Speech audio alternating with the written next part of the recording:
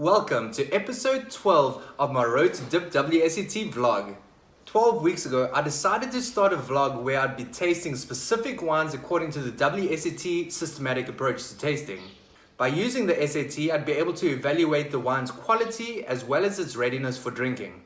I started these vlogs to encourage people to make a donation towards an educational campaign which I'm running on Back a Buddy. The funds generated through this campaign will go towards my enrollment for the Diploma in Wines through WSET, which is an expert wine course and also the highest level of education offered by the institution.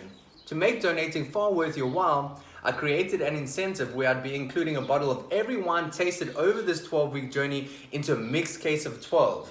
After the 12-week journey, I'll be writing down the names of everybody who made a contribution thus far, and then putting those names into hats and drawing one lucky name from the hats, and then that person would be walking home with a case of 12 incredible wines sourced from some of our favorite producers around the Western Cape.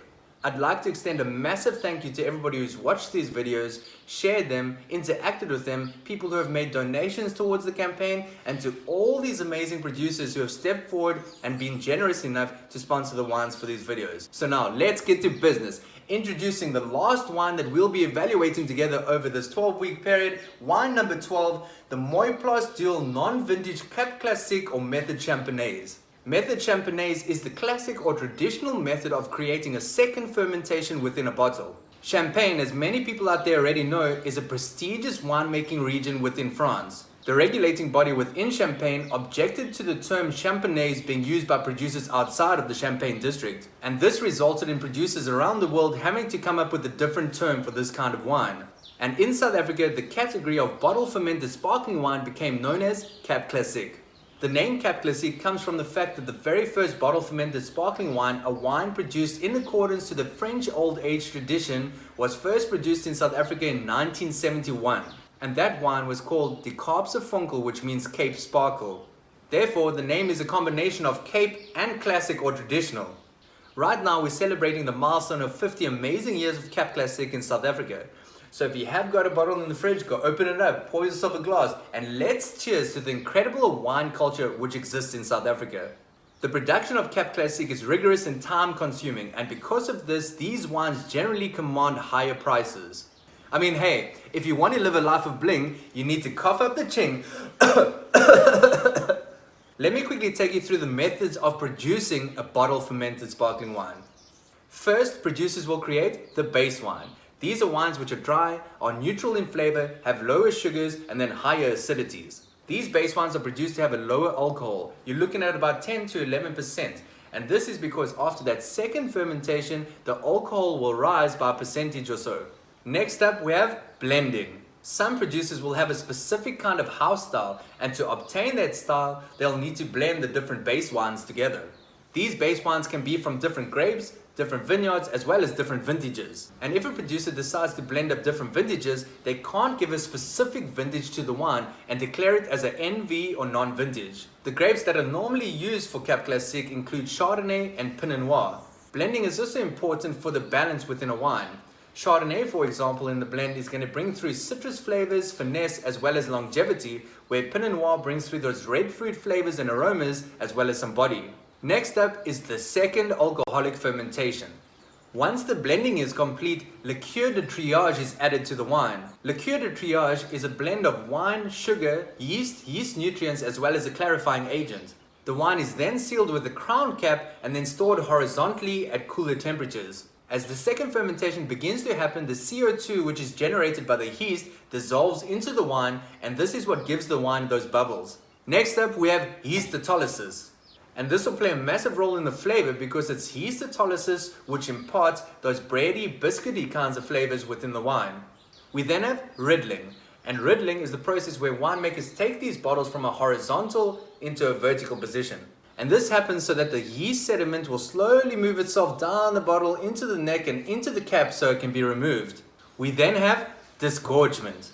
Disgorgement is when the winemakers will then take the bottle once that yeast is built up in the cap and expose the neck of the bottle to a very cold brine solution. So then what happens is the part which is exposed to that cold solution will freeze. So when winemakers remove that crown cap, the CO2 is going to eject that old sediment from straight out of the bottle.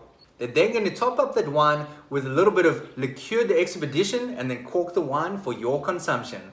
Liqueur d'expedition is a combination of wine and sugar, and the sugar that's added in at the end is what's going to determine the final level of sweetness of this wine, and this is what they call the dosage. Most Cap Classiques are classified as brut, and this means that their overall sugar content ranges between 0 and 12 grams of sugar per liter. And this makes the wine, yes, it's dry, but it's sophisticated, elegant, and incredibly drinkable. Mooiplaas is situated amongst the majestic mountains and fertile valleys of the Bottleray Hills situated in the Stellenbosch winelands. The farm is owned and managed by brothers Tielman and Louis Roos. Mooiplaas has been with the Roos family since 1963, but it dates back to 1806. The vineyards on Mooiplaas are planted in ancient soils which are incredibly rich in nutrients. The farm boasts many different microclimates as well as variations in soils, altitudes, aspects, and is within close proximity to the ocean. If you go to the top of those vineyards at Mooiplaas, you can clearly see Table Bay as well as False Bay. And as you could imagine, those cool ocean breezes that come blowing through the vineyards will be incredibly beneficial in a hot and dry Stellenbosch harvest season. These natural factors allow Mooiplaas to produce wines which are authentic, elegant, well balanced, and structured. I remember the first time I stood in the cellar at the farm. It was like an organized chaos around me as well as a musk in the air. That musk in the air was like a combination of tradition, hard work, passion, and a unique terroir. And still to this day, if I hold a Mooiplaas wine up to my nose, I can find that exact same aroma. And this proves to me that Mooiplaas are producing wines that are a true representation of their surrounding. Bertus Besson, the winemaker, was born and raised right here in the Western Cape. Whilst growing up, his family owned a small farm out in Piketberg, so agriculture comes naturally to him. When Bertus was just a little boy, his grandfather apparently used to give him a small glass of wine whenever they were around. And this is what led to Bertus generating that keen thirst for wine. And a few years down the line, Bertus would end up enrolling at the Elsenburg Agricultural College right here in Stellenbosch. He then went on to completing his harvest practical at Delham Wine Estates before going abroad to complete harvests in Sonoma, California, as well as New Zealand. Upon his return to South Africa, Bertus worked at Wine Estates Marianne in Morgenhof before he was appointed as head winemaker at Mooiplaas in 2017. Within a 4-year period, Bertus has now introduced his philosophy of minimal intervention, maximum terroir to the winemaking practices at Mooiplaas. And this allows Bertus to stand behind his wines rather than in front of them. And Bertus produces wines which are carefully articulate and have the ability to really show off their terroir. The Mooiplaas Duel over here has a non-vintage Cap Classique, which is a classic blend of Chardonnay and Pinot Noir, a wine which has undergone about 36 months worth of lease contact. The picture on the label over here is a piece of artwork which can be found in the Manor House at Mooiplaas. The picture is called Une Affaire d'Honneur by artist Emile Bayard. The image depicts two women fighting with deadly weapons in order to settle a quarrel over a point of honor. They use this image because they've always wanted to produce a second Cap Classique and then have these two wines dueling it out to see which one best satisfies your palates. The second one is still yet to be produced, so Bertus, times are wasting. It's time to get a move on because this champion needs a worthy opponent.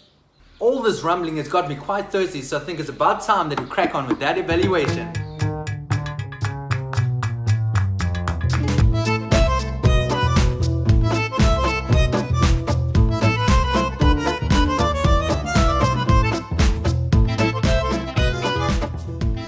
So, in that evaluation video, I was purposely trying to show you the correct way in order to open up a bottle of fermented sparkling wine. The pressure within one of these bottles can reach up to 6 bars of pressure. I mean, that's more than double the pressure within one of my car tires. So I urge everybody to please be incredibly careful when opening up a bottle of Cap Classique. Let me just quickly take you through the safest way of opening up one of these wines. You remove the top foil layer, you keep your thumb pressed down on the muesli and the cork at all times. You loosen it, you do not take your thumb off. I can assure you it might not have happened yet, but one day that cork is going to come flying out and it's going to hurt somebody, if not yourself. You tilt the bottle to about a 30-degree angle and then you turn the bottle slowly whilst holding the muesli and cork until the cork comes out slowly and you release that CO2 in a very gentle and subtle manner. You then pour the wine and you savor it. So now finally, let's take a look at my notes. For the color, I gave the wine pale gold. On the nose, I said the wine carries a medium plus aroma intensity and I could pick out aromas of bruised apple, lime, dried apricot, as well as some bread and marzipan. Although the wine is showing some primary aspects, there's more secondary and tertiary, therefore I said that the wine is fully developed. On the palate, I said that the wine is dry, carries a medium plus acidity, has a medium alcohol and a medium body. When it comes to Cap Classique, we also need to take a look at the wine's mousse. Mousse is a term which we use to describe the feeling or the sensation that the foam of the wine gives you when it enters the mouth. And for this wine, I said that the mousse is creamy. For the flavor intensity, I gave the wine a medium plus. I could clearly pick out flavors of apple, white peach, as well as nuts and honey. The Duel carries a medium plus finish, and right at the end of that finish, I could pick up on a slight saltiness, which is actually something I quite enjoy. An excellent Cap Classique, in my opinion, needs to show good balance between that citrus and that yeasty goodness, be expressive on the nose and the palate, and have a fine mousse with a nice long stylish finish. The Duel forms part of the Mooiplaas Mercier collection, and Mercier is Tielman and Louis Roos's mother. A woman renowned for her adventurous spirit and also a sense of style, so it's only fitting that they dedicate the Duel to her.